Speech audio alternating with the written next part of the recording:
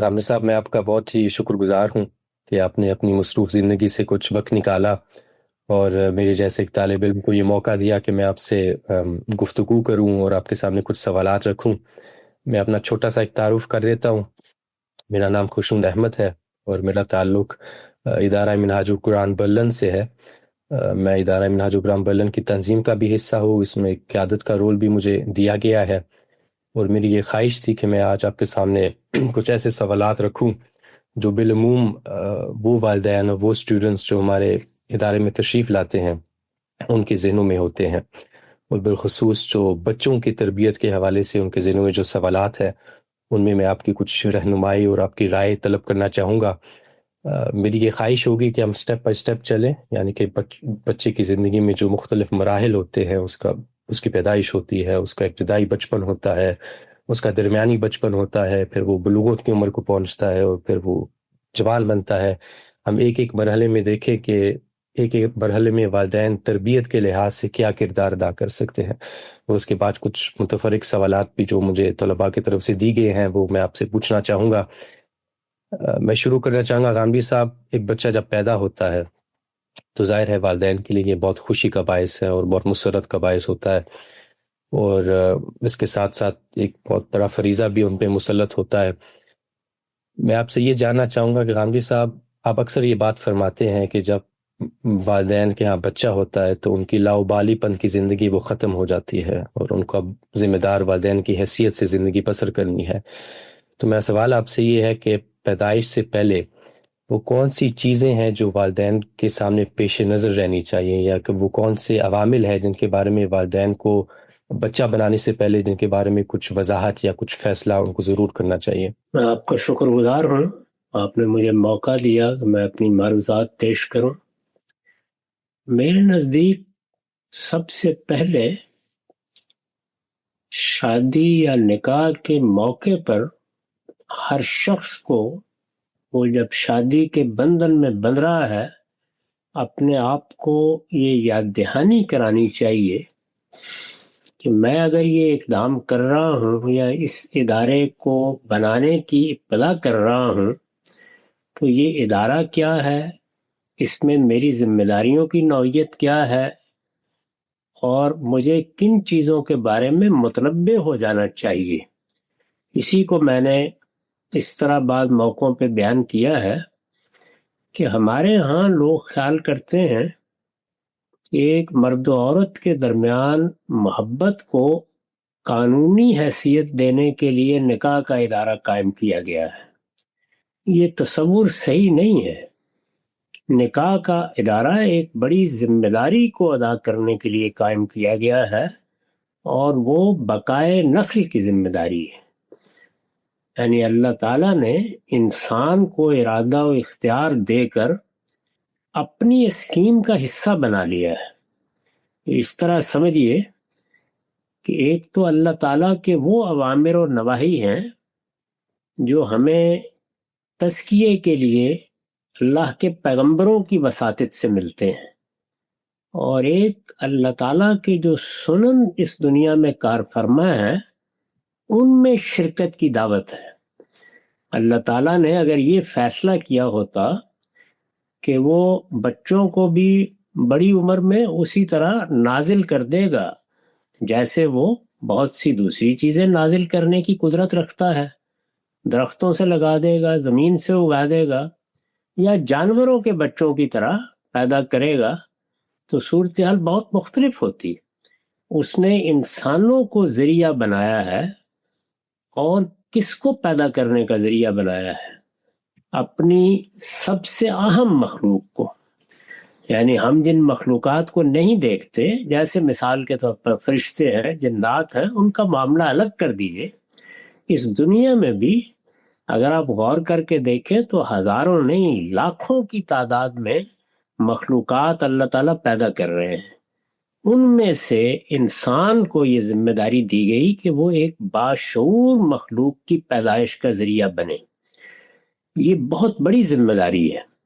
چنانچہ اس ادارے کو قائم کرنے کی اصل غایت یہی ہے۔ یعنی اگر یہ نہ ہوتا تو میرے نزدیک پھر کوئی حرج نہیں تھا کہ لوگ جنسی تعلقات قائم کرتے، 2-4 دن اس سے لطف اٹھاتے، اس کے بعد جہاں چاہے چلے جاتے.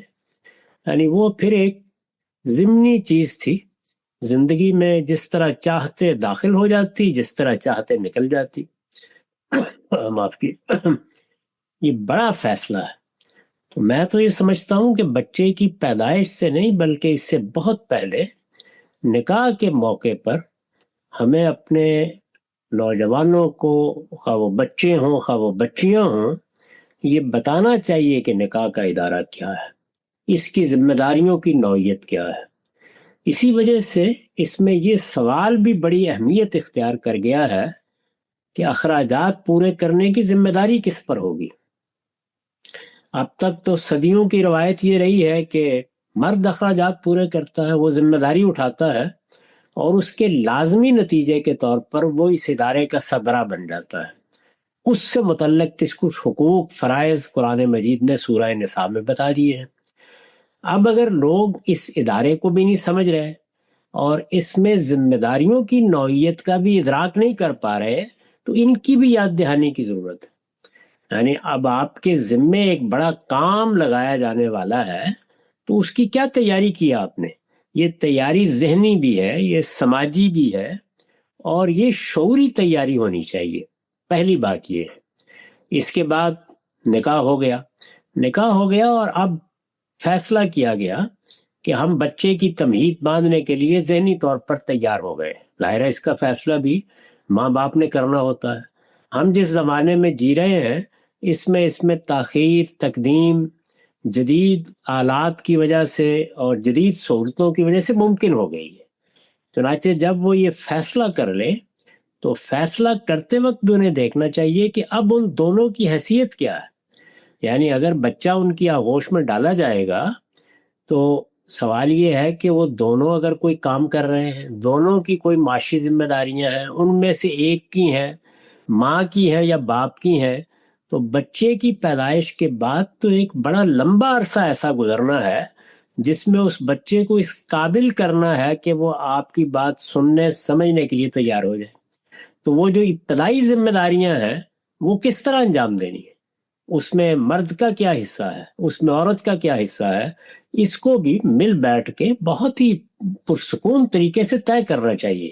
یعنی بجائے اس کے کہ بچہ آپ کی آغوش میں ڈال دیا جائے اور اس کے بعد گھر میں چخ شروع ہو جائے، اس کے بعد ذمہ داریوں کی تقسیم کے بارے میں گفتگو شروع ہو جائے، ایک کہے کہ یہ کرنا ہے، دوسرا کہے یہ کرنا ہے.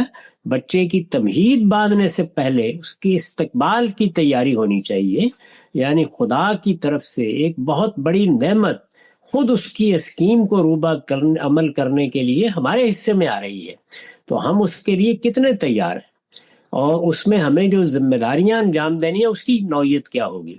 جو پہلے 2-3 سال ہوتے ہیں یہ بڑے مشکل سال ہیں. ان میں بچہ پوری طرح محتاج ہوتا ہے.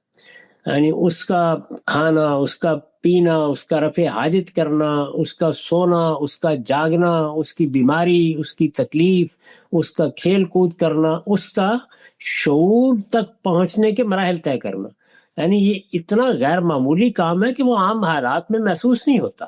اور خاص طور پر ہمارا جو پرانا تمدن تھا اس میں چونکہ دیہات میں خاندان ہے، اس کی آغوش میں اس کی آغوش میں بچہ پل جاتا تھا. اب نوعیت بہت تبدیل ہو چکی ہے شہری زندگی میں، ذمہ داریوں کی نوعیت تبدیل ہو جانے سے. تو اس میں اس مرحلے پر بھی بہت شعور کے ساتھ دیکھنا چاہیے کہ اب ہم ان ذمہ داریوں کو کیسے انجام دیں گے. آپ صحیح خیال کریں کہ یہ 2-3-4 سال جو ہے اس میں کوئی پڑھنا پڑھانا تو نہیں ہے. میرے نزدیک کہیں اس میں بھی پڑھنا پڑھانا ہے. یہ وہ پڑھنا پڑھانا نہیں جو ہم بعد میں باقاعدہ طریقے سے کوئی زبان سیکھتے ہیں یا قرآن پڑھتے ہیں یا کوئی علم سیکھتے ہیں یا کسی فن میں مہارت حاصل کرتے ہیں.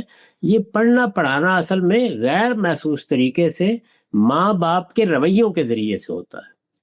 تو اس دور میں ان کے رویے کیا ہیں، وہ بچے کے ایک ایک مرحلے کے بارے میں متنبع ہو کر اقدامات کریں. یعنی ان کا باہمی تعلق کیسا ہے، اس باہمی تعلق کو بچے کے ساتھ انہوں نے کس طرح متعلق کیا ہے، بچے کے ان مراحل میں وہ کیسا اہتمام کیے ہوئے ہیں، اس میں جو مختلف مسئلے پیش آتے ہیں ان کو حل کیسے کرتے ہیں. یہ اگرچہ بظاہر لگتا ہے کہ بچہ ہے تو، لیکن وہ بچہ اس وقت بھی سیکھ رہا ہوتا ہے، یعنی وہ آپ کے رویوں سے سیکھ رہا ہوتا ہے، وہ آپ کی زبان سیکھ رہا ہوتا ہے۔ آپ دیکھیے نا کہ زبان سیکھنے کا عمل کیسے کر لیتا ہے بچہ، اسی دوران میں تو کرتا ہے، آپ بیٹھ کے اس کو کچھ پڑھاتے تو نہیں ہے۔ تو سوال یہ ہے کہ جب وہ آپ کی زبان سے نکلنے والے الفاظ کی حکایت کر رہا ہے تو یہ کیسے ممکن ہے کہ وہ آپ کے رویوں سے بے نیاز ہو؟ آپ اگر لڑائی جھگڑا کر رہے ہیں، آپ اگر اونچا بول رہے ہیں، آپ اگر چیخ چلا رہے ہیں، آپ اگر ایک دوسرے کے ساتھ بحث مباحثے اور تکرار میں ہیں، یا اسی طرح سے گھر کے حالات ایسے اس طرح کے ہیں، وہاں ایک دوسرے کی طرف توجہ دینے کی موقع نہیں ہے، کوئی خاندانی نظام ہے جس میں کوئی 10 لوگ مل کے رہ رہے ہیں، جس میں بچے کو یہ سمجھ میں نہیں آتا کہ مجھے کس کے ساتھ کیا معاملہ کرنا ہے، تو آپ اس کی پوری شخصیت کو خلجان میں مبتلا کر دیتے ہیں۔ یہ وہ تعلیم ہے جو رویوں سے دی جاتی ہے۔ تو یہاں رویے ہی پہلے مرحلے میں بہت شعوری ہونے چاہیے، سوچ سمجھ کر اقدامات کرنے چاہیے، اور اپنی زندگی کو اب منظم کرنا شروع کر دینا چاہیے۔ بچہ ہے، ہماری آغوش میں ڈال دیا گیا ہے، تو اب ہمارا معاملہ یہ نہیں ہے کہ جب چاہا کھیل کود لیا، جب چاہا سو گئے، جب چاہا جاگ گئے، نہیں، اب یہ ذمہ داریاں انجام دینے کے لیے ہم اپنے آپ کو بیدار رکھیں گے۔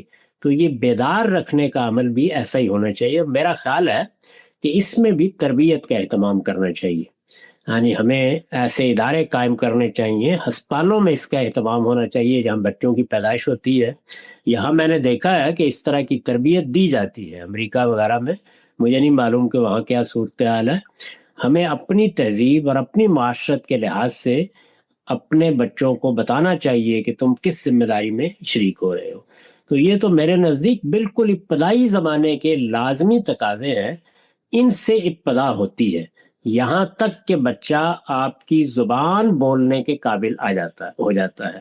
اب گویا کیا ہے، اب ابلاغ کا رشتہ عام انسانوں کے طریقے پہ قائم ہو گیا ہے، تو اب تعلیم تربیت کے باقاعدہ مواقع پیدا ہو جائیں گے، لیکن اس سے پہلے بھی یہ سب تعلیم و تربیت ہے جو اگرچہ غیر محسوس طریقے سے ہو رہی ہے، لیکن میرے خیال میں بنا اسی سے پڑتی ہے، اور یہ وہ اینٹ ہے جو پہلی اینٹ ہے جس کے بارے میں کہا جاتا ہے کہ اگر یہ ٹیڑھی رکھی گئی تو تا سریا میروت دیوار کچ۔ درست فرمایا غامدی صاحب۔ آپ نے فرمایا ہے کہ پرانے تمدن میں ظاہر ایک خاندانی نظام تھا جس میں دادا تھا، دادی تھی، نانا تھا، نانی تھی، اس میں پھر بچے کے لیے کچھ حد تک ایک آسانی ہو جاتی تھی، والدین کے لیے بھی تربیت کے معاملے میں۔ ہم یہ دیکھتے ہیں کہ جو ابتدائی بچپن ہوتا ہے ایک بچے کا، اس میں والدین کے سامنے ایک بہت بڑا فیصلہ ہوتا ہے۔ وہ فیصلہ یہ ہوتا ہے کہ بچے کو کس عمر میں نرسری میں ڈالنا چاہیے۔ یہاں جرمنی میں بالعموم لوگ یا 1.5 سال کی عمر کے بچے کو یا 2 سال کی عمر کے بچے کو نرسری میں ڈالتے ہیں۔ اس میں فائدہ یہ ہوتا ہے کہ جو والدہ ہوتی ہے وہ اگر کوئی ملازمت کرتی ہے تو اس کو ملازمت کرنے کا وقت مل جاتا ہے، یا کوئی آرام کرنے کا وقت مل جاتا ہے دن کو۔ لیکن میں آپ سے جاننا چاہوں گا کہ کس عمر تک ایک بچے کو صرف والدین کی تربیت حاصل کرنی چاہیے، اور کس عمر کے بعد آپ یہ سمجھتے ہیں کہ اب یہ وقت آ گیا ہے کہ ہم اپنے بچے کو کسی نرسری میں یا کسی ایسے ادارے میں بیچ سکتے ہیں؟ اس میں مثالی صورتحال تو یہی ہے کہ کم سے کم 5 سال تک بچے کو والدین ہی کی آغوش میسر رہے، وہ گھر کو سمجھے، وہ خاندان کے مطالبات کو سمجھے، وہ اپنی ماں کو پہچانے، اس سے سیکھے، باپ سے سیکھے۔ اس میں بچے کی نشو و نما بہت فطری طریقے سے ہوتی ہے۔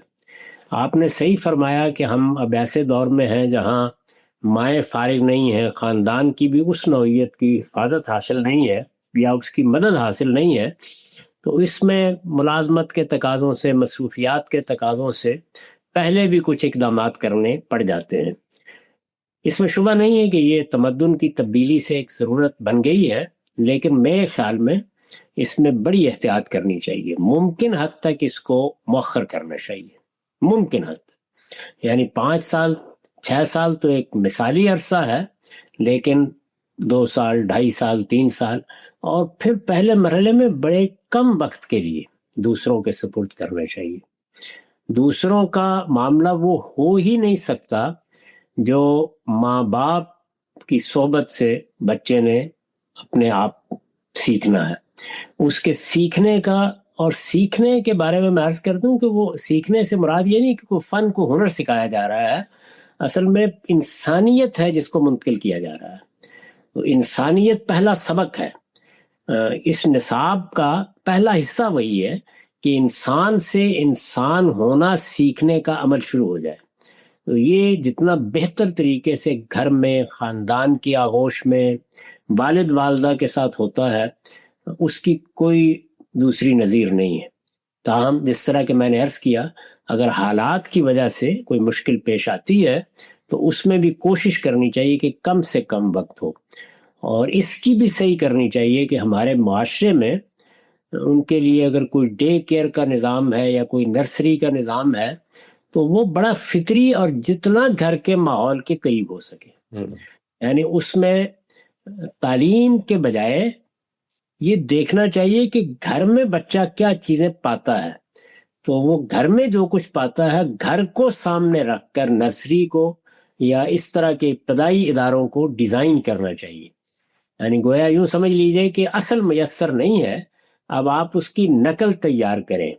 تو وہ نقل ایک مدرسے کی نقل نہیں ہونی چاہیے، ایک اسکول کی نقل نہیں ہونی چاہیے، وہ گھر کی نقل ہونی چاہیے. صحیح ہے. حامد صاحب، زبان کے حوالے سے بھی میں آپ کی رہنمائی چاہوں گا.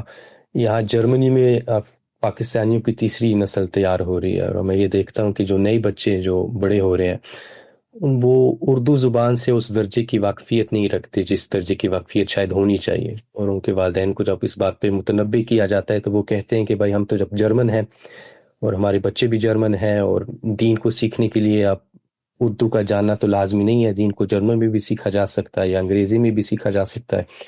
تو اس میں آپ کی رائے کیا ہے؟ یعنی کہ پاکستانی والدین کو جو مغرب میں رہائش پذیر ہیں ان کو اردو زبان کو کس حد تک ایک پرائیورٹی بنانی چاہیے؟ یہ ان کے فیصلے پر ہے کہ آپ نے جو بات نقل فرمائی ہے وہ اگر جرمن ہو گئے ہیں اور اب ان کی تہذیب جرمن ہونی ہے، انہوں نے فیصلہ کر لیا، انہوں نے مذہبی علم بھی وہیں سے حاصل کرنا ہے. وہ مسیحیت بھی ہو سکتی ہے، کوئی اور مذہب بھی ہو سکتا ہے، الحاد بھی ہو سکتا ہے. یعنی ان کے نزدیک اب اسلام مسئلہ نہیں رہا، ان کے نزدیک مسلمانوں کی تہذیب مسئلہ نہیں رہی.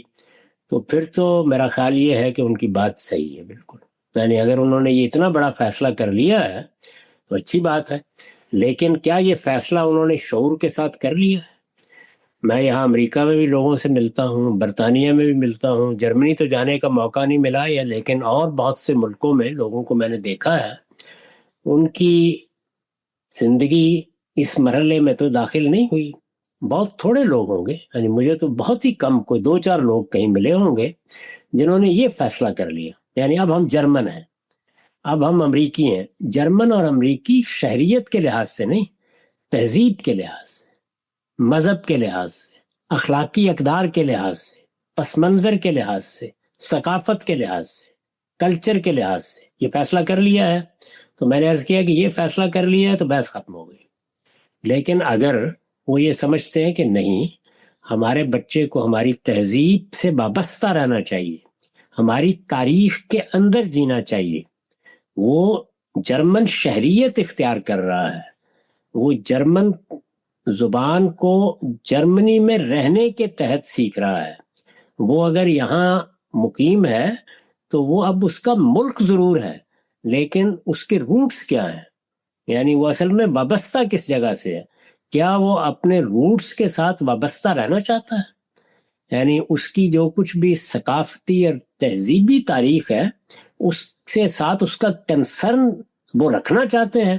اگر وہ رکھنا چاہتے ہیں تو پھر میں آپ سے عرض کرتا ہوں کہ اس کی تعلیم کے بارے میں یہ رویہ نہیں اختیار کیا جا سکتا.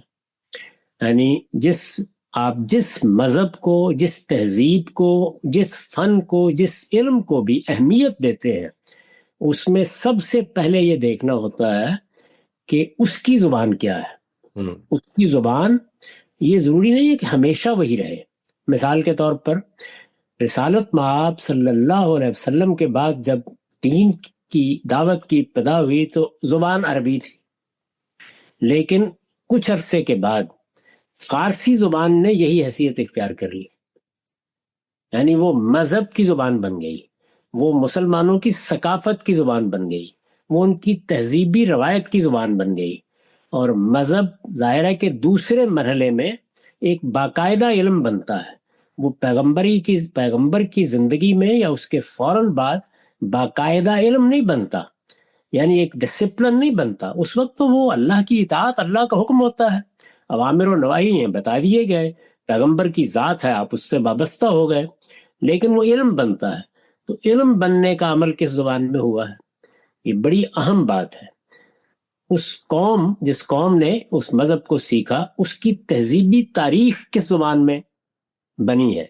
یعنی اگر تو مثال کے طور پر مسلمانوں کے ہاں یہی ہوتا کہ وہ ہمیشہ ان سب معاملات کے لیے عربی زبان کو استعمال کریں گے، ایسا نہیں ہوا۔ تو فارسی زبان نے یہ حیثیت اختیار کی، پھر اس کے بعد بر صغیر میں آ کے اردو زبان نے یہی حیثیت اختیار کر لی۔ اور اس وقت تو اس میں کوئی شبہ ہی نہیں ہے کہ پچھلے 300 سال میں اردو زبان میں ہماری مذہبی روایت کو، ہماری تہذیبی روایت کو، ہماری ثقافتی روایت کو جس طرح کا فروغ حاصل ہوا ہے، اس کی مثیل شاید عربی زبان بھی نہیں رہی۔ یہ صورتحال ہو گئی ہے۔ تو یہ بات والدین کو سمجھنی چاہیے، یعنی یہ ایک بڑا بنیادی فیصلہ ہے۔ اگر تو ان کا فیصلہ وہ ہے کہ نہیں اب ہم جرمن ہیں اور اب ہماری تہذیب بھی یہی ہے، ہماری ثقافت بھی یہی ہے، ہماری تاریخ بھی آج سے شروع ہو رہی ہے، جس دن ہم نے جرمنی میں قدم رکھا ہے، تو ان کو یہ کہنے کا حق ہے، وہ یہ کہیں، اور یہ ان کا فیصلہ ہے۔ اللہ تعالیٰ نے اس زمین پر ہر شخص کو ارادہ و اختیار دیا ہے، انہوں نے ایک فیصلہ سنا دیا، میں ان کے فیصلے پر کوئی تنقید نہیں کروں گا، لیکن یہ فیصلہ کیا شعوری طور پر سنایا گیا ہے؟ اگر یہ شعوری طور پر سنایا گیا ہے تو انا للہ و انا الیہ راجعون، ہم خاموش ہو جائیں گے۔ لیکن اگر یہ فی الواقع سوچ سمجھ کر انہوں نے یہ طے نہیں کیا، بلکہ ایک بات ہے جو کہہ دی ہے، اور اصل میں وہی چیز پیش نظر ہے کہ اپنے مذہب سے بھی دلچسپی ہے، اپنی تہذیب سے بھی، اپنی ثقافت سے بھی، اور وہ دل کی گہرائیوں سے یہ چاہتے ہیں کہ وہ اسی کو منتقل کرے، تو پھر میں آپ سے عرض کرتا ہوں کہ پھر اس کے سوا کوئی چارہ ہی نہیں ہے کہ انہیں بچے کے لیے 2 طرح کے نصابات بنانے پڑیں گے۔ یعنی ایک جس سے وہ جرمنی میں یا جس ملک میں بھی رہ رہا ہے وہاں اپنے آپ کو اپنے پاؤں پر کھڑا کرے، وہ وہاں کی تہذیب کو سمجھے، وہاں کے علوم کو سمجھے، ان علوم کو حاصل کرے۔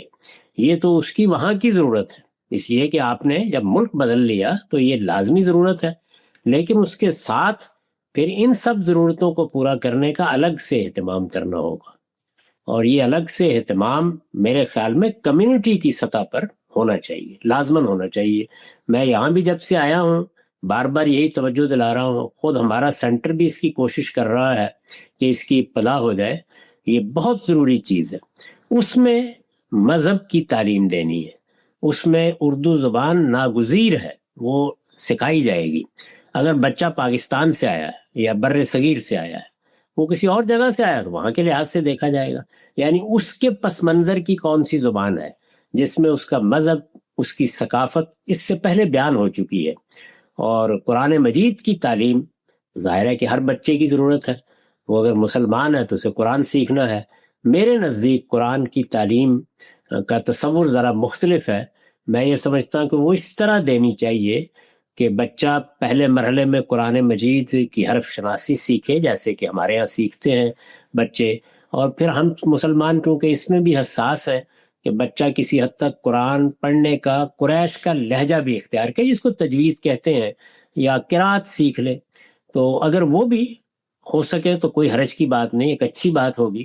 عام طور پر جو قاری حضرات پڑھنے پڑھانے آتے ہیں تو وہ یہ سکھا دیتے ہیں، لیکن اس کو بتدریج فہم قرآن تک منتقل کر دیا جائے، یہاں تک کہ قرآن ایک ریڈر کے طور پر بچے کی کتاب بن جائے، اور کوئی مذہب کی تعلیم اس کو الگ سے دینے کی ضرورت نہیں۔ نماز وہ بچہ سیکھ لے گا، والدین سے سیکھ لے گا، اسی طرح قرآن کا کچھ حصہ وہ قاری صاحب اسے یاد کرا دیں گے، کچھ دعائیں یاد کرا دیں گے۔ تو قرآن مجید کی زبان یہاں آہستہ آہستہ آپ 10-12 سال کے عرصے میں اگر کوشش کریں تو قرآن مجید لوگوں کے لیے ایک بالکل مانوس کتاب ہوگی، وہ اس کو پڑھیں گے، وہ اس کو سمجھیں گے، وہ اس کو جانیں گے۔ یہ نہیں کہ ہر آدمی قرآن مجید کا عالم بن جائے گا، لیکن ایک مسلمان کی حیثیت سے وہ اس کے لیے ایسی شناسہ کتاب ہوگی جیسے وہ کسی دوسری زبان میں اس کا ترجمہ پڑھتا ہے۔ تو میرے نزدیک تو یہ سب چیزیں کرنی بہت ضروری ہیں، اس کا اہتمام کرنا چاہیے، آخری درجے میں کرنا چاہیے اگر مسلمانوں کو اپنی آئندہ نسلوں کو اپنی تاریخ، اپنی ثقافت، اپنی تہذیب اور اپنے مذہب سے حقیقی معنی میں وابستہ رکھنا۔ صحیح ہے۔ غامدی صاحب، ایک بچہ جب اپنے درمیانی بچپن کو پہنچتا ہے، یعنی کہ 5 سے 10 سال کی عمر تک، اس میں والدین کو کس حد تک سختی اختیار کرنی چاہیے؟ کیونکہ ہمارے سامنے ایک روایت بھی سامنے رکھی جاتی ہے علماء کی طرف سے کہ بھائی 7 سال کی عمر میں آپ نماز کی ترغیب کریں، اور 10 سال کی عمر میں آپ تھوڑی تادیب بھی کر سکتے ہیں، والدین کو ہاتھ اٹھانے کا بھی حق ہے۔ تو آپ کے نزدیک کس حد تک سختی کرنی چاہیے ایسے معاملات میں، اور کس حد تک انسان کو تھوڑی نرمی ہی اختیار کرنی چاہیے؟ اصل تو نرمی ہے۔ خود رسالت مآب نے فرمایا ہے کہ جو کام نرمی سے نکلتے ہیں وہ بعض اوقات سختی سے آدمی خراب کر بیٹھتا ہے۔ اصل نرمی ہے۔ ممکن حد تک دیکھیے کہ اللہ تعالیٰ نے بھی یہی فرمایا، اللہ کے پیغمبر کو یہ کہا کہ لو کنت فظا غلیظ القلب لانفضوا من حولک۔ تو اس وجہ سے نرمی، محبت فاتح عالم، اسی کو اختیار کرنا چاہیے، اصل یہی ہے۔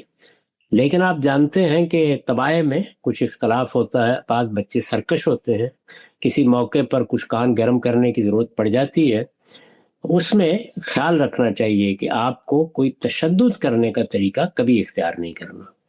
تادیب بالکل اور چیز ہے۔ تادیب میں بعض اوقات وہ زبان سے ہوتی ہے، بعض اوقات ذرا سخت رویے سے بھی ہوتی ہے، اس میں کئی چیزوں کا لحاظ رکھنا ضروری ہے۔ آپ کہاں ہیں، آپ کو سوسائٹی سے کتنی سپورٹ حاصل ہے، معاشرے کی اقدار کیا ہیں، ان کو نظر انداز کر کے آپ کوئی کام کریں گے تو اس کا شدید اندیشہ ہے کہ بغاوت ہو جائے گی۔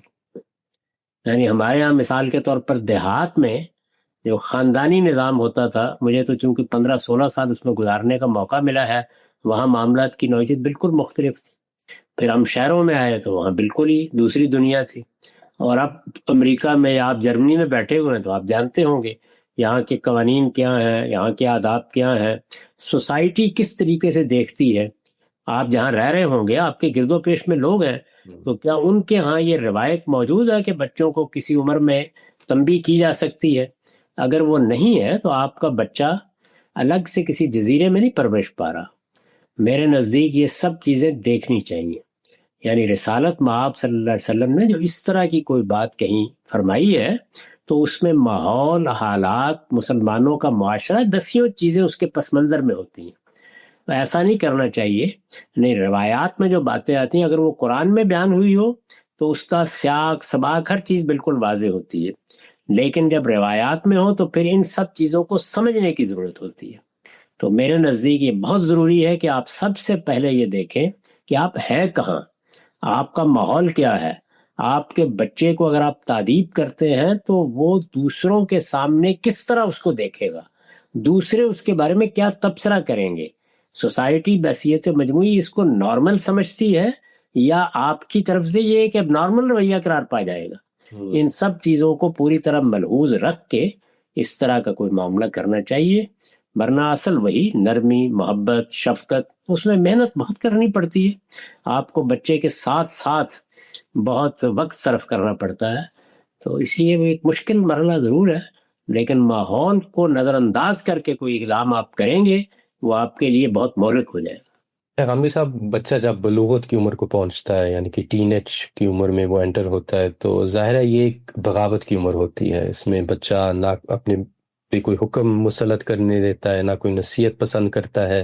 اس میں وہ آزادی پسند ہوتا ہے، وہ یہ سمجھتا ہے کہ بھائی اس میں نے اپنا راستہ خود چننا ہے اور اپنی زندگی کے فیصلے خود کرنے ہیں۔ یہ بالعموم والدین کے لیے بہت ہی حساس وقت ہوتا ہے، کیونکہ والدین کے ذہن میں یہ اندیشہ ہوتا ہے کہ بچہ کوئی بڑی غلطی نہ کر جائے، کوئی نشے میں مبتلا نہ ہو جائے، کسی غلط صحبت میں نہ پڑ جائے۔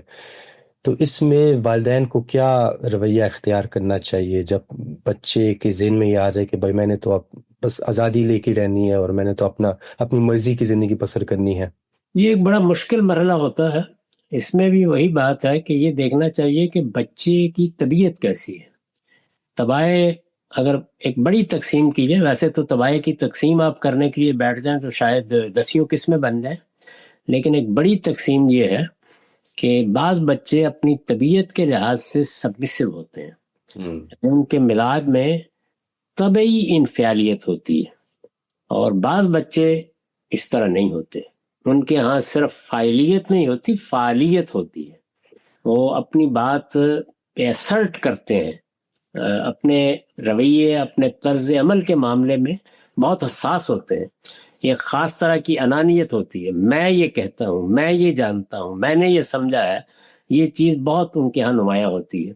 تو اس وجہ سے ان دونوں طرح کے بچوں کے ساتھ معاملہ کرتے ہوئے ان کی طبیعت کی اس نزاکت کو ضرور مرہوز رکھنا چاہیے۔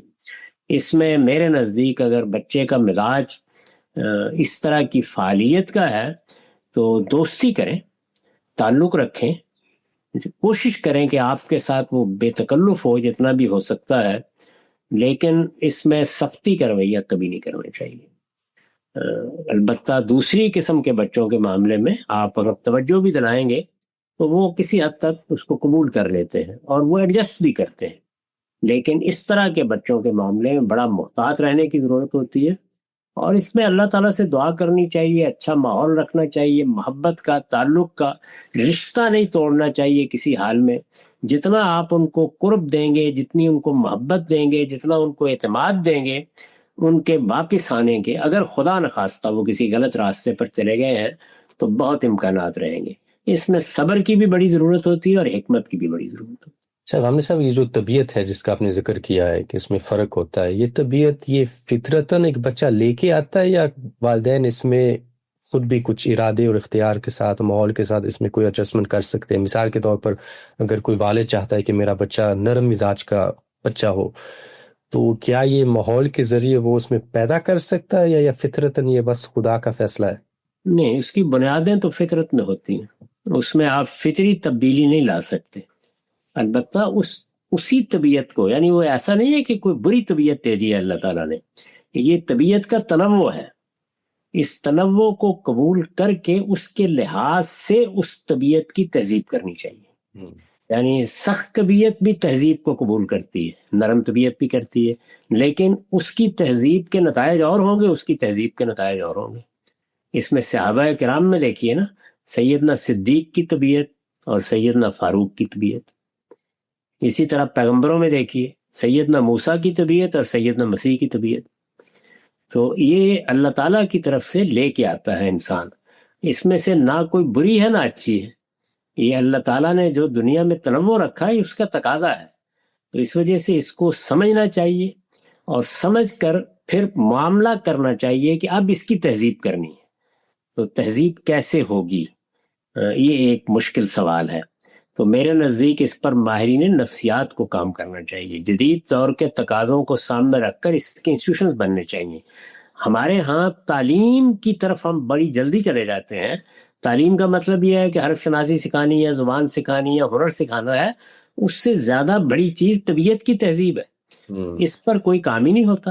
یعنی یہ بڑی افسوسناک بات ہے، طبیعت کی تہذیب کا معاملہ آپ دیکھیے کہ ہمارے ہاں بالعموم ہم نے خود اس کو دیکھا اور خود اپنی زندگی میں اس سے گزرے۔ آپ ایک عالم کی زندگی کو دیکھیں، شاید اس سے میں اپنی بات سمجھا سکوں۔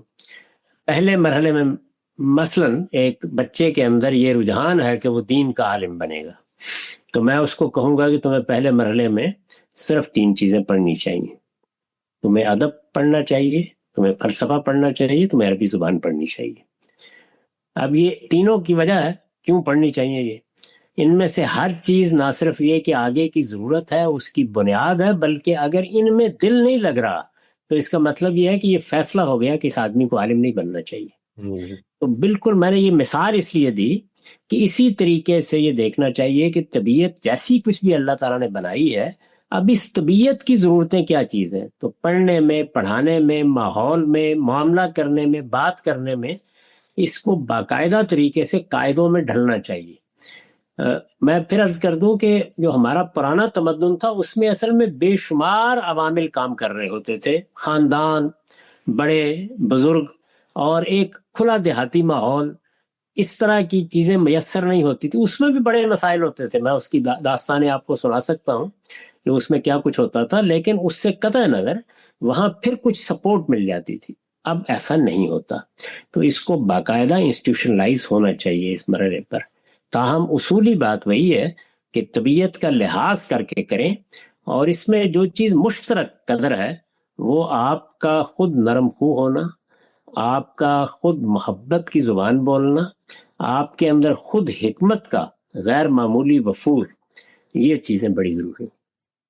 ہمیں صاحب کیا اس میں فنون لطیفہ کی چیزوں کے ساتھ اشتغال پیدا کرنا، ادب کے ساتھ، شاعری کے ساتھ، موسیقی کے ساتھ، کیا یہ بھی ایک کردار ادا کر سکتا ہے بچے میں ایک نرمی پیدا کرنے میں اور ایک وسعت پیدا کرنے میں؟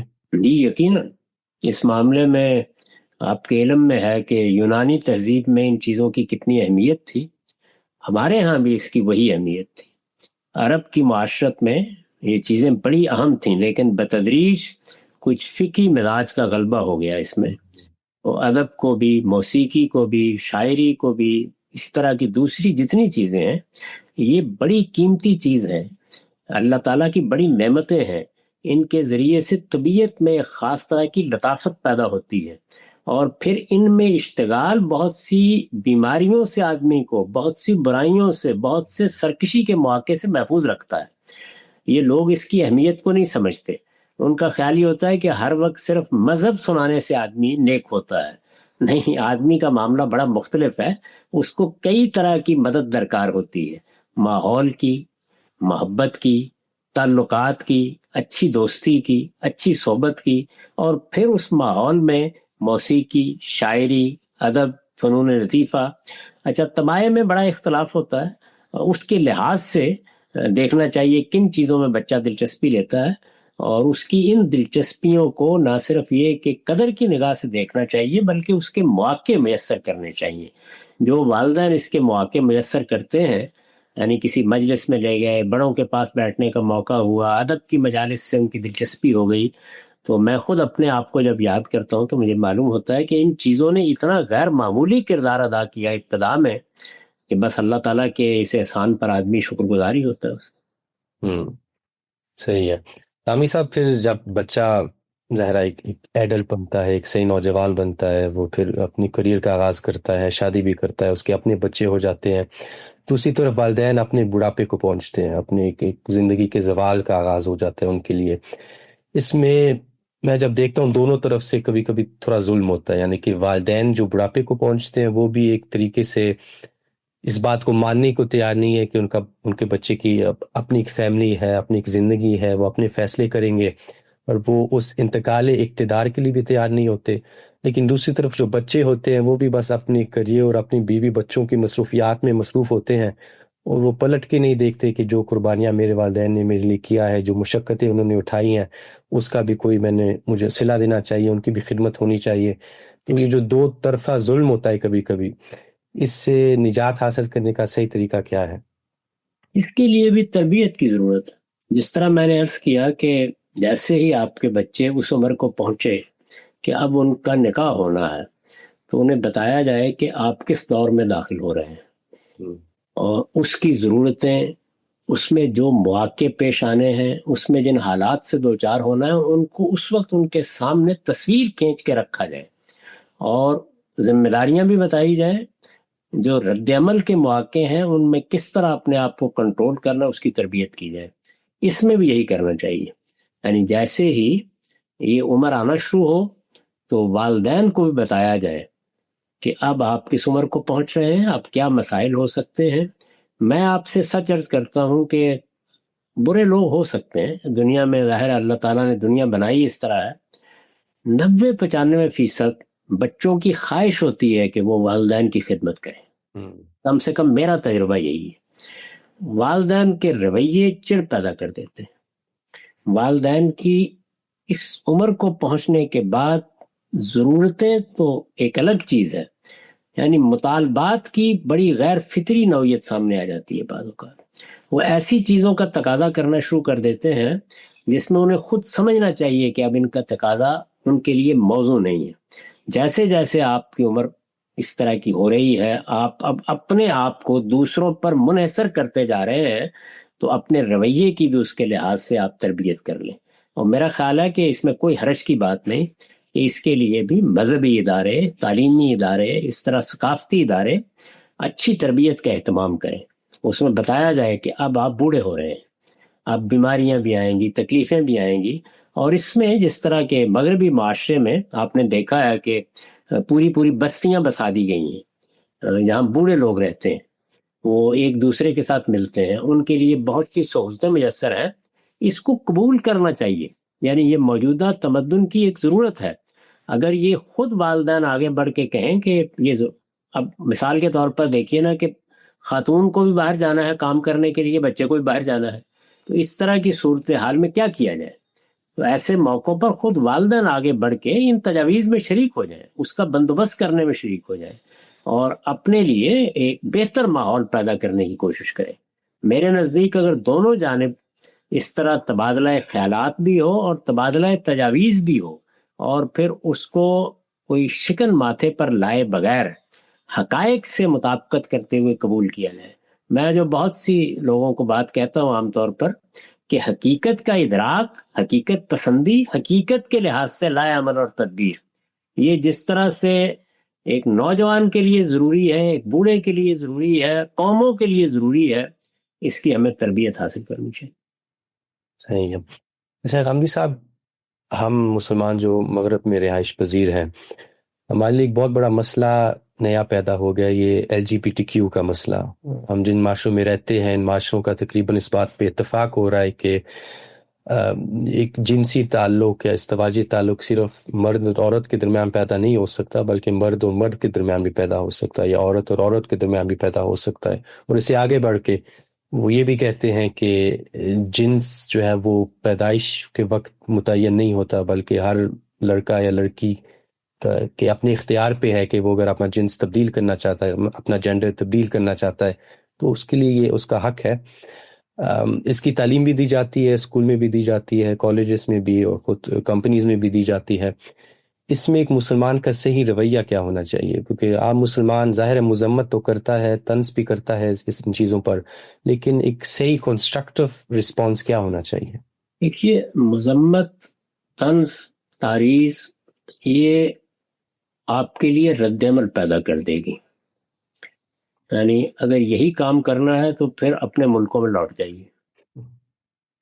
آپ جب کسی دوسرے معاشرے میں آتے ہیں تو اس معاشرے میں کیا چیزیں ہیں جو معمول کی چیزیں ہیں. مثلا مسلمان جب بر صغیر میں آئے ہوں گے تو آپ دیکھیے نا کہ چاروں طرف مندر بنے ہوئے ہیں، بت ہیں.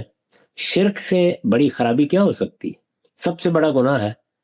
گلی گلی اس کے مظاہر موجود تھے، اس کی تقریبات موجود ہیں، ہر آدمی اس میں مصروف ہے. تو آپ تاریخ پڑھ کے دیکھ لیں، اتنے بڑے معاملے کے ساتھ مسلمانوں نے کیا رویہ اختیار کیا.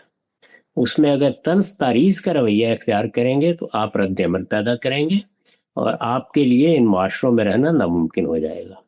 اس میں بہترین طریقہ یہ ہے کہ اس کو علم کا موضوع بنائیے، یعنی بہت سنجیدہ، ہنستے مسکراتے کہ ہمارا زاویہ نظر اس سے مختلف ہے. اور جب آپ کے بچے شعور کی عمر کو پہنچے تو زاویہ نظر کے اعتبار سے اس کے دلائل دینا شروع کر دیجیے. یعنی اب ہم ان معاشروں میں اگر ہمیں جینا ہے تو استدلال کی طاقت سے جینا ہے. یعنی اس میں طنز، تعریض، رد عمل کا رویہ یا مذمت کا رویہ وہ سخت نقصان دہ ہو جائے گا، بلکہ اس کا اندیشہ ہے کہ ہمارے بچے ہی ہمارے خلاف بغاوت کر دیں گے. اس میں بہترین طریقہ یہ ہے کہ ایک موضوع ہے نا، جیسے شرک ایک موضوع ہے، یعنی بر صغیر کے معاشرے میں ایک توحید پرست قوم کو یہ مسئلہ پیش آیا ہوگا، آپ خود پلٹ کے دیکھ لیں. تو یہ بھی ایک موضوع ہے، اس کو ہم نے کچھ اہمیت زیادہ دے لی ہے. سوال یہ ہے کہ آج سے 50 سال پہلے جو لوگ آئے تھے یا 100 سال پہلے یہاں آئے تھے، تو کیا یہاں کی جو جنسی نوعیت کی روایات ہیں وہ ہمارے مطابق تھی؟ جو معمول کی روایات ہیں، یعنی مثال کے طور پر گرل فرینڈ، بوائے فرینڈ، نکاح کے بغیر ایک دوسرے کا رہنا، جنسی تعلقات کے معاملے میں ان آداب کا خیال نہ رکھنا، وہ چیزیں موجود تھی نا. لیکن ان چیزوں کے معاملے میں ہم نے کیا رویہ اختیار کیا؟ کیا ان کو طنز، تعریض اور مذمت کا ہدف بنایا؟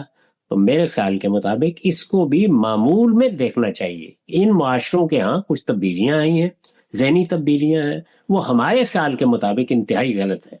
لیکن اب ہم اس کو علم کا اور استدلال کا موضوع بنا کر پہلے تو اپنے بچوں کو بتائیں گے کہ ہم یہ چیزیں کیوں پسند نہیں کرتے، ہم ان چیزوں کو کیوں غلط سمجھتے ہیں، اور اس میں دین کی صحیح دعوت یا دین کا کیا اس معاملے میں رویہ ہے وہ کیوں ہے.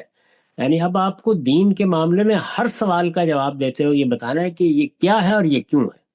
تو اس کیا اور کیوں کا جواب خود بھی سمجھنا چاہیے، اور پھر بہت تحمل کے ساتھ علم کے طریقے پر، جیسے آپ ایک ڈسپلن کی تعلیم دے رہے ہیں، یہ چیزیں واضح کرنی چاہیے.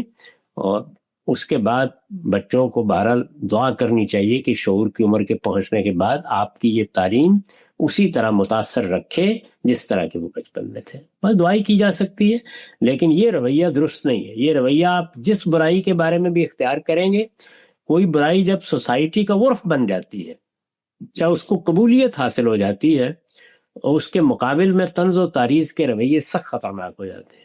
اس میں استدلال کا رویہ یہ ہمیشہ برابر ہوتا ہے، اسی سے اچھے نتائج نکلتے ہیں. اچھا غامدی صاحب، میں جب اپنے ارد گرد غور کرتا ہوں تو جو نئی نوجوان نسل ہے مسلمانوں کی، وہ مذہب سے بہت دلچسپی رکھتی ہے، بلکہ میں یہاں تک کہوں گا کہ وہ اپنے والدین سے زیادہ مذہبی علم بھی رکھتے ہیں اور مذہبی بھی ہیں، لیکن وہ مذہب کو فخر کی نگاہ سے دیکھتے ہیں. یعنی کہ ان کے لیے ایک فخر کی چیز ہے کہ وہ مسلمان ہیں، اور نتیجتاً ان میں ایک حکم لگانے کا ایک رویہ پیدا ہوتا ہے. یعنی کہ مسلمانوں کے بارے میں بھی کہ بھائی یہ شیعہ ہیں، ان کے پیچھے نماز نہیں پڑھنی، یا یہ میلاد مناتے ہیں تو یہ بدعتی ہو گئے ہیں، یا یہ وہابی ہیں. تو یہ جو فخر کی نفسیات ہے اور یہ جو حکم لگانے کی نفسیات ہے، یہ کیوں اس درجے میں مسلمانوں میں پیدا ہوتی ہے؟ اس کی وجہ بھی وہی ہے جو میں نے آپ سے عرض کیا کہ مذہب بطور علم بچوں کو پڑھایا ہی نہیں جاتا. یہ خیال نہ کیجیے گا کہ جو اسلامیات وہ اسکول میں پڑھتے ہیں وہ تو میرے نزدیک اور زیادہ ہلاکت ہے. یعنی مذہب بطور علم پڑھنا، تو جب بطور علم پڑھا جاتا ہے تو پھر جو میتھڈالوجی یا ہرمینوٹکس وجود میں آتی ہے وہ نہ عقیدت کی ہوتی ہے نہ فخر کی ہوتی ہے، وہ خالص علم ہوتا ہے. اور وہ خالص علم سے آتی ہے تو اس کے نتیجے میں بھی آدمی اپنے دین کو یا اپنی تہذیب کو اچھا سمجھتا ہے، لیکن وہ شکر کے جذبے سے سمجھتا ہے. یعنی فخر کا جذبہ شکر کے جذبے میں تبدیل ہو جاتا ہے. اسی طرح عقیدت کا جذبہ احترام میں تبدیل ہو جاتا ہے، فرق کے مراتب کے لحاظ میں تبدیل ہو جاتا ہے. تو یہ ایک آپ یوں سمجھیے کہ ایک عبوری عمل ہے. اس ٹرانزیشن کے لیے کام کرنا چاہیے. یہاں بھی وہی چیز ہے کہ مذہب کی تعلیم کیسے دی جا رہی ہے. اگر مذہب کی تعلیم میں نے کئی مرتبہ تعارف کرایا، شاید آپ نے سنا ہو کہ ہمارے ہاں مذہب کو سمجھنے کے مختلف منہاج یا مختلف میتھڈالوجیز رائج ہیں. اگر وہ سلفی منہاج ہے تو سلفی منہاج صرف اصل کے لحاظ سے ایک رویہ ہی پیدا نہیں کرتا، اس کے ساتھ وہ پوری شخصیت کی تشکیل کرتا ہے. اسی طرح صوفی منہاج صرف یہ نہیں ہے کہ اس کو آپ علمی طریقے سے بیان کر دیں، وہ بھی ایک پوری شخصیت کی تشکیل کرتا ہے. یہی معاملہ منہاج عقیدت کا ہے. تو جس منہاج کو بھی آپ اختیار کریں گے، سوال یہ ہے کہ بچپن میں آپ نے جب دین بتانا شروع کیا یا اس کو دین کی تعلیم دینا شروع کی تو میتھڈالوجی کیا اختیار کی ہے؟ تو میرے نزدیک علم کی میتھڈالوجی اختیار کرنی چاہیے. یعنی اس کو ایک ڈسپلن کے طور پر پڑھایا جانا چاہیے.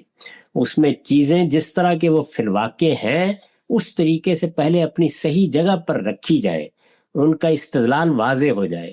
یہ طریقہ موجودہ دور میں ناگزیر ہے کیونکہ ہم دور الحاد میں داخل ہو چکے ہیں.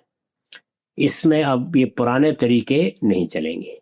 یہ پرانے طریقے ہمارے اپنے معاشروں میں، جب ہم دنیا سے دور اپنے دیہات میں، اپنے علاقوں میں، اپنے ماحول میں رہتے تھے، اس وقت مؤثر ہو جاتے تھے اور کسی حد تک لوگوں کو باندھے بھی رکھتے تھے. لیکن اب ان میں سے کوئی چیز بھی کارگر نہیں ہوگی. اس میں زیادہ سے زیادہ آپ اس پہلی نسل تک کچھ سکھ کا سانس لیتے رہیں گے. زیادہ اچھا یہ ہے کہ جلد سے جلد دین کے سمجھنے، سمجھانے، بیان کرنے، دوسروں سے اختلاف کرنے، یہ سب کو آپ ایک علمی منہاج کے اندر تبدیل کر دیں. قامری صاحب، اس میں بعض اوقات یہ بھی مسئلہ پیدا ہوتا ہے کہ میرے جیسے نوجوان بھی ہے جو ایک علمی دلچسپی رکھتے ہیں دین میں، اور علمی طور پر دین کا مطالعہ بھی کرتے ہیں، مسلمانوں کی تاریخ کا بھی مطالعہ کرتے ہیں، لیکن کبھی کبھی ایسے محسوس ہوتا ہے کہ یہ باتیں بس علمی باتیں ہیں، یہ بحث کرنے والی باتیں ہیں، یہ کچھ فکری کتابی باتیں ہیں، اور وہ جو شخصی تبدیلی ہے جو دین میں اصل میں مطلوب ہے وہ انسان محسوس نہیں کرتا. یعنی کہ ایسے نہیں ہوتا کہ انسان اپنے آپ میں ایک بڑی غیر معمولی اخلاقی تبدیلی دیکھتا ہے یا نماز میں اللہ تعالیٰ سے ایک خاص تعلق محسوس کرتا ہے. اس کی وجہ کیا ہے؟ یعنی کہ انسان کیسے اپنے علم کو اپنے دل کی طرف متوجہ کر سکتا ہے یا اپنے اخلاق میں تبدیل کر سکتا ہے؟ اس کا صحیح راستہ کیا ہے؟ اس کا آسان راستہ اور مشکل راستہ ہے، یعنی دونوں صحیح ہیں. آسان راستہ ہے اگر آپ کو بہت اچھی صحبت میسر آ گئی ہے. وہ بعض اوقات تعلق کی صحبت بھی ہوتی ہے، بعض اوقات اساتذہ کی ہوتی ہے، بعض اوقات آپ کے خاندان کی ہوتی ہے. تو اگر تو آپ کو وہ چیز میسر آ گئی ہے تو آپ کے لیے یہ راستہ آسان ہوگا، اس میں مشکلات کم آئیں گی. اگر یہ میسر نہیں ہے تو اس کا مطلب یہ ہے کہ سارا بار آپ پر آ پڑا ہے، یعنی اب آپ نے یہ کام کرنا ہے. تو اگر یہ سارا بار آپ پر آ پڑا ہے، زیادہ تر یہی ہے کہ ایسی صورت ہے، نہ وہ ماحول میسر آتا ہے، نہ اس طرح کی صحبتیں میسر آتی ہیں، نہ اہل علم سے اس طرح کا تعلق پیدا کرنا ممکن ہوتا ہے. اگر یہ چیزیں کسی جگہ موجود ہیں تو آپ خود محسوس کریں گے کہ اس میں بڑی آسانی ہو جاتی ہے، کیونکہ انسان ماحول کے اندر اپنے وجود کو دوسروں کے ساتھ وابستہ رکھتا ہے اور اس وابستگی سے ایک خاص طرح کا احتزاز محسوس کرتا ہے. تو یہ چیز اگر ہے تو سہولت ہو گئی، لیکن یہ سہولت کا اور مشکل ہی کا تقابل ہے. اصل نصاب کیا ہے؟ اصل نصاب میرے نزدیک تین ہی چیزیں ہیں. ایک یہ کہ آپ کو محنت کر کے اللہ کی کتاب کے ساتھ زندہ اور مسلسل تعلق پیدا کرنا چاہیے. زندہ اور مسلسل تعلق کا یہ مطلب نہیں ہے کہ آپ شب و روز قرآن پڑھ رہے ہیں، یعنی بے شک آپ نے ہفتے میں آدھ گھنٹہ مقرر کیا ہوا ہے، لیکن وہ اللہ کی کتاب کے لیے خاص وقت ہونا چاہیے جس میں آپ صرف اس کو پڑھیں، اس کو سمجھیں، اس کے بارے میں سوچیں، جتنے حصے سے بھی آپ متعلق کریں اپنے آپ کو، اس میں جینا سیکھیں. تو ایک یہ چیز ہے. دوسرا یہ ہے کہ بہت ہمت کر کے صحیح کرنی چاہیے کہ ایک دو نمازیں مسجد میں پڑھی جائیں، اور مسجد میں جو بتایا گیا رباط کا طریقہ ہے، یعنی آپ تھوڑا پہلے جا کے بیٹھ گئے ہیں، اپنی جگہ آپ نے خاص کر لی ہے، تو آپ حیرت انگیز طریقے سے دیکھیں گے کہ ایک خاص طرح کی روحانیت آدمی کے اندر منتقل ہوتی ہے مسجد کے ماحول سے. اور تیسری چیز وہی ہے کہ اب اگر آپ کے لیے یہ ممکن نہیں ہے کہ آپ کو براہ راست یا بالمشافہ صحبت میسر آ سکے، تو جو جدید ذرائع پیدا کر دیے ہیں ان کے نتیجے میں کوشش کیجئے کہ اچھے اہل علم کے ساتھ، یعنی جن کے یہاں علم بھی ہو، عمل بھی ہو، دین سے تعلق بھی ہو، کردار کی صلابت بھی ہو، آپ کو کچھ نہ کچھ تعلق میسر آ جائے. یہ تین چیزیں ہیں. دیکھیے خود قرآن نے کیا کہا، مسلمانوں کی اس طرح کی کمزوریوں کو دیکھ کر یہ کہا کونوا مع الصادقین. تو اس چیز کو بھی اب جدید ذرائع سے حاصل کرنے کی صحیح کرنی چاہیے. ہر طبقہ فکر کے لوگ اس میں کچھ نہ کچھ کام کر رہے ہیں، اس میں سے انتخاب کر لیں کہ کون سا طبقہ فکر ہے جس سے آپ فائدہ اٹھا سکتے ہیں. اس کے اچھے علماء، یعنی ایک جو بڑے لوگ ہوتے ہیں کسی بھی سوسائٹی کے اندر، ظاہر دین میں بھی بڑے لوگ ہوتے ہیں، ہر علم میں ہوتے ہیں، ہر ہنر میں ہوتے ہیں، کوشش کریں کہ کچھ نہ کچھ ربط ان کے ساتھ اس طرح کا ہو جائے.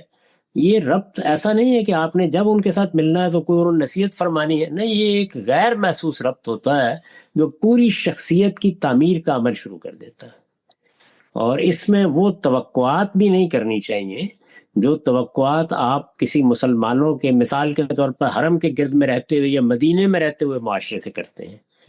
ہمیں کہ میں اس آگ میں ڈالا گیا ہوں مثل خلیل، تو ہماری نوعیت جو ہے اس کو سامنے رکھ کر ہمیں دیکھنا چاہیے. اس میں زیادہ مشکلات پیش آئیں گی، نشیب و فراز زیادہ آئیں گے، اونچ نیچ زیادہ ہوگی، حوصلے کے ساتھ اس کا مقابلہ کرنا چاہیے. غمدی صاحب، میرے جیسے نوجوان جب قرآن مجید کا ترجمے کے ساتھ مطالعہ کرتے ہیں تو ایسا کبھی کبھی محسوس ہوتا ہے کہ ہم فکری طور پر کوئی مناسبت محسوس نہیں کرتے. یعنی کہ یوں لگتا ہے کہ ٹھیک ہے، کچھ واقعات سنائے جا رہے ہیں، کچھ پیغمبروں کے واقعات سنائے جا رہے ہیں، جنت کی بات کی جا رہی ہے، جہنم کی بات کی جا رہی ہے، لیکن اس درجے کی فکری یا روحانی مناسبت ہم محسوس نہیں کرتے. حالانکہ کوشش کرتے ہیں ترجمے کے ساتھ پڑھیں، لیکن وہ رشتہ پیدا نہیں ہوتا. اس کی بنیادی وجہ کیا ہے؟ وہی عربی زبان سے ناواقفیت. ترجمے میں تو اصل میں قرآن مجید کا جو فارم ہے، جس صورت میں اللہ تعالیٰ نے اس کو ڈھال دیا ہے، وہ ساری تاثیر ختم ہو جاتی ہے۔ ترجمے میں مدعا ہی ہم پہنچا سکتے ہیں زیادہ سے زیادہ، یعنی اللہ نے یہ بات کہی ہے، تو وہ آپ نے بالکل درست کہا کہ بات تو یہی ہوتی ہے نا کہ کوئی واقعہ سنا دیا، کچھ کر دیا۔ کوشش کریں اس بات کی کہ اگر یہ چیز حاصل کرنی ہے تو کم سے کم اتنا ورکنگ نالج ہو جائے کہ آدمی عربی زبان میں قرآن کو اپریشیٹ کر سکے۔ اس کے بعد پھر ایک دوسرا قرآن آپ کے سامنے آ جاتا ہے، اس کی اپنی تاثیر ہے، اس کا اپنا حسن ہے، اس کا اپنا جمال ہے، وہ پھر گرفت میں لے لیتا ہے آپ کو۔ اور پھر آپ اصل میں یعنی یوں سمجھ لیجئے کہ کسی بہت بڑے محل میں داخل ہو جاتے ہیں جس کی ایک ایک چیز، اس کے بیل بوٹے، اس کی محرابیں، اس کے برآمدے، اس کے گنبد، وہ آپ کو اپنے پورے آغوش میں لے لیتے ہیں۔ اب اس میں پھر مطلب کیا ہے؟ یعنی ممکن ہے کہ اس محل کے اندر کسی ایک جگہ کے اوپر کوئی ہیرا پڑا ہوا ہو، وہ پھر آپ کے لیے اتنی اہمیت کا حامل نہیں رہتا، تو اصل چیز یہ بن جاتی ہے۔ اب کیا ہوتا ہے؟ اب یہ ہے کہ وہی مدعا ہی ہوتا ہے، بس وہ آپ تک پہنچ جاتا ہے۔ تو یہ مسلمانوں نے ایک بڑی غلطی کی ہے، جیسے میں نے ابھی آپ کو ابتدا میں بتایا کہ ہمیں تینوں چیزیں کرنی تھی۔ یعنی وہ زبان جو اس وقت ہماری ضرورت ہے وہ کہیں جرمن ہو سکتی ہے، کہیں انگریزی ہو سکتی ہے، ظاہر ہم دنیا میں جیتے ہیں، اور اسلام کی زبان، اور اس میں خاص طور پر قرآن کی حد تک تعلیم کا محور مرکز وہ بن جائے، اور اس طرح بنے کہ اس میں اس کی حرف شناسی سے آگے بڑھ کر ہمارے بچے ہی اس کو ایک ریڈر کے طور پر سمجھ کر پڑھنے والے بن جائیں، تو پھر قرآن کا اپنا سحر ہے۔ صحیح ہے فیملی صاحب، وقت کیونکہ ختم ہوتا جا رہا ہے، میں آخر میں بس ایک بات اپنی طرف سے اپنی ذاتی حیثیت میں آپ سے کرنا چاہوں گا۔ میں اب تقریباً 10 یا 11 سالوں سے آپ سے سن رہا ہوں۔ آپ پہلی دفعہ آپ لنڈن 11 سال پہلے لنڈن تشریف لائے تھے، غالباً 2015 میں میری یونیورسٹی میں، اس وقت میں نے پہلی دفعہ آپ کو سنا تھا۔ اس وقت سے میں نے آپ کو بہت قریب سے فالو کیا، آپ کے بہت ساری خطابات سنے، آپ کی کتابوں کا مطالعہ کیا۔ میرے والد صاحب ہمیشہ کہتے ہیں کہ انسان کو اپنے محسنوں کو یاد رکھنا چاہیے، ان کا شکریہ بھی ادا کرنا چاہیے، تو میری یہ شدید خواہش تھی کہ میں براہ راست آپ کا شکریہ ادا کروں۔ میں نے آپ سے بہت ساری چیزیں سیکھیں غامدی صاحب، علم کے علاوہ بہت ساری اخلاقی چیزیں سیکھی ہیں، یہ کہ چیزوں کو اپروچ کیسے کیا جاتا ہے، چیزوں کی تنقید کیسے کی جاتی ہے، نظریات پہ، شخصیات پہ کیسے تمیز کے ساتھ، نرمی کے ساتھ دوسرے شخص کے بارے میں حسن ظن رکھتے ہوئے کیسی تنقید کی جاتی ہے، کیسے الفاظ کا چناؤ ہونا چاہیے، اور آپ کے ذریعے ادبی ذوق بھی مجھ میں پیدا ہوا ہے، تو اس کا میری یہ خواہش تھی میں آپ کا شکریہ ادا کروں، کیونکہ یہ ایسے تعلیمات ہے جو بالکل میرے نزدیکی سے بھی انسان کی شخصیت یا اخلاقی وجود کی بنیاد ہے، تو یہ میں نے آپ سے سیکھی ہیں، یہ عمر پر میرے لیے ایک متاع ہوگی۔ تو آپ کا بہت بہت شکریہ غامدی صاحب، اللہ تعالیٰ آپ کو لمبی زندگی عطا فرمائے۔ میں دعا کرتا ہوں کہ اللہ تعالیٰ مجھے بھی آگے بھی یہ توفیق دے کہ میں آپ کی شخصیت سے، آپ کے علم سے اور آپ کے اخلاق سے سیکھتا رہوں۔ بہت شکریہ غامدی صاحب۔ میں بھی آپ کا شکر گزار ہوں، اور آخر میں یہی عرض کروں گا کہ میں ایک طالب علم ہوں، اس سے زیادہ میری کوئی حیثیت نہیں ہے۔ اگر آپ نے مجھ سے کچھ سیکھا ہے تو میرے جلیل القدر اساتذہ کے لیے دعا کرتے رہیے، کیونکہ یہ انہی کا فیض ہے۔ اگر وہ میرے ذریعے سے آپ تک پہنچا ہے تو وہ بھی اس کے حقدار ہیں کہ آپ ان کے لیے دعا کریں۔ انشاءاللہ ضرور۔ بہت بہت شکریہ غامدی صاحب۔ بڑی عنایت آپ